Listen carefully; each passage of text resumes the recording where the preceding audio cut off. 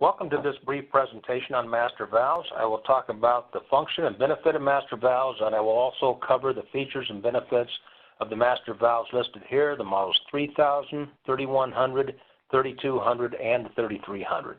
All right, first, the definition. A master valve is an automatic valve installed in the main line of an irrigation system that controls the flow of water to the zone valves. It is upstream of the zone valves, so it must be open in order for water to be available to the zone valves. All right, the purpose of a master valve is to safeguard against excessive water loss, property damage such as erosion, or hazardous conditions caused by a zone valve sticking on or the rupture of a main line or lateral line. The main line is the piping upstream of the zone valves, and the lateral line is the pipe or tubing between the zone valve and the sprinkler heads or drip emitters. A master valve can be installed in the main line anywhere between the point of connection and the zone valves. Usually it is installed downstream of the backflow prevention device. Master valves fall into two categories: normally closed master valves and normally open master valves. A normally open master valve works in the opposite manner of a normally closed master valve, with electricity required to close the valve rather than open it. The diagram on the left depicts a normally closed master valve. When the solenoid is energized, the plunger in the solenoid post lifts and allows water in the diaphragm chamber to be relieved through the solenoid exhaust port. With the pressure in the diaphragm chamber relieved, the valve remains open and will remain open as long as the solenoid is energized. When the solenoid is de-energized, the spring-loaded plunger drops down and seals the exhaust port. When water entering the diaphragm chamber can no longer escape, the chamber fills and the valve closes. The diagram on the right depicts a Superior Model 3300 normally open valve. The solenoid is energized, so the valve is closed. When the solenoid is de-energized, the solenoid plunger drops down and the valve opens. When it is energized, the plunger lifts and seals the port located at the top of the plunger tube, which results in the valve closing. Most master valves are normally closed. A normally closed master valve is wired to the master valve circuit of the sprinkler controller. All sprinkler controllers have a master valve circuit. The master valve opens when the first zone valve opens and remains open until the last zone valve in the cycle is de-energized. Zone valves are often used as master valves. Superior 950 series master valves, for example, are frequently used as master valves. Some manufacturers designate certain models as master valves because they have features that are ideal for master valve applications. Superior designates the Model 3000 and 3200 as normally closed master valves. The Model 3000 is equipped with a three-way solenoid that allows all water to be exhausted from the diaphragm chamber when energized. With the diaphragm chamber empty, the seat disc is able to lift higher, resulting in increased flow through the valve. Dirty water protection is afforded by the removable screen filter, plus additional protection from non-continuous flow through the filter while the solenoid is energized. The T-filter assembly shown here is attached to the body of the valve. The removable screen filter ensures that only clean water enters the diaphragm chamber. And this is important because if dirty water enters the diaphragm chamber, it can cause solenoid plunger to jam, resulting in the valve sticking open. The only time water passes through the filter is when the solenoid is de-energized. At that time, only enough water to fill the diaphragm chamber passes through the filter. About a quarter of a cup is all. At that rate, it would take 2 months for a gallon of water to pass through the filter.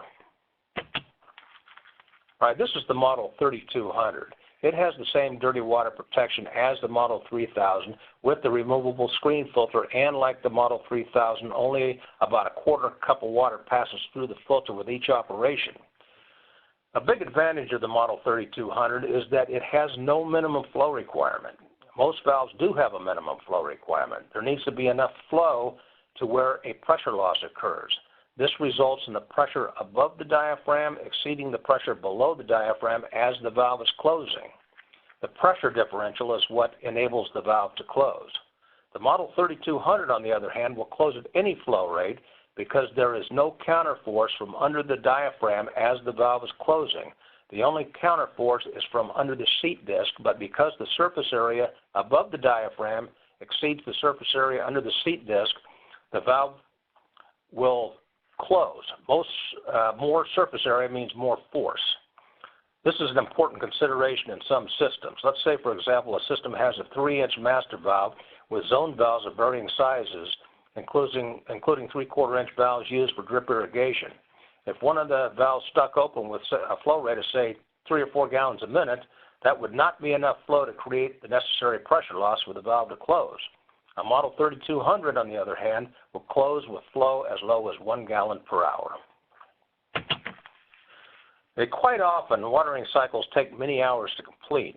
A program with 36 valves with run times of 10 minutes each would take 6 hours to complete. For enhanced protection, the addition of a flow meter and water management controller to the system enables the master valve to close when a flow fault is detected rather than waiting until the end of a cycle. A water management controller is used in place of a standard controller, not in conjunction with it. The flow meter is wired to the water management controller. Flow limits are programmed into the controller, including mainline flow limit, station flow limits, and unscheduled flow limit. If a station flow limit is exceeded, but the mainline flow limit is not, the presumption is that a ruptured lateral line is responsible for the flow fault, so the controller will shut off the valve connected to that station and proceed to the next station. If either the mainline flow fault or an unscheduled flow fault occurs, the controller will de-energize the normally closed master valve, causing it to close. It will remain closed until the fault is cleared. Okay, a few notes on normally open master valves. First of all, a normally open master valve can only be used in conjunction with a flow meter and a water management controller. Secondly, the water management controller must be able to operate a normally open master valve in addition to a normally closed master valve. If a normally open master valve is used, the controller does not energize the master valve circuit during the watering cycle. Some water management controllers can only be used with a normally closed master valve. The only time a normally open master valve is energized is when a flow fault occurs or it is being tested. Because the solenoid of a normally open master valve is not energized on a regular basis, it should be tested periodically. All right, some designers prefer normally open master valves over normally closed master valves. Here are some of the reasons. One, if quick couplers are installed in the main line between the master valve and the zone valves, water can be accessed from the quick couplers at all times, not just during a watering cycle. Two, normally closed master valves can hide problems. Watering cycles often run at night. A weeping zone valve would not be detected during the day if the master valve were normally closed. However, with a normally open master valve, the weeping zone valve would be detected and would be repaired. And a third reason that normally closed master valves can lead to premature failure of PVC mainline due to stretching and contracting of the mainline each time the system is pressurized and depressurized. Okay, this is the Model 3100 normally open master valve. The diagram depicts the valve in the closed position, which means that the solenoid is energized. If the solenoid is de-energized, the solenoid plunger drops down and allows water to be relieved from the diaphragm chamber and the valve opens.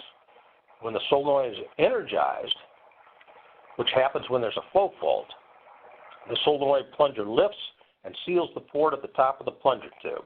Water entering the diaphragm chamber no longer has an escape route, so the diaphragm chamber fills and the valve closes. Okay, this is the Superior Model 3300 normally open master valve that is available in 1.5 through 3-inch sizes.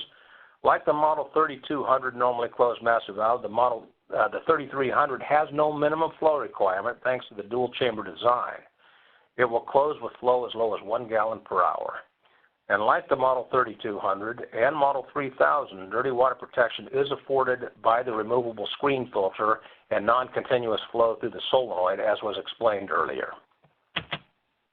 Okay, this concludes the presentation. I'll be happy to answer any questions at this time. Yes, sir. Can you please elaborate on what unscheduled flow is? Unscheduled flow is any flow not caused by the controller. Accessing water from quick couplers when no watering cycle is underway creates unscheduled flow, and also turning on valves manually with the manual bleed screw, that can cause unscheduled flow.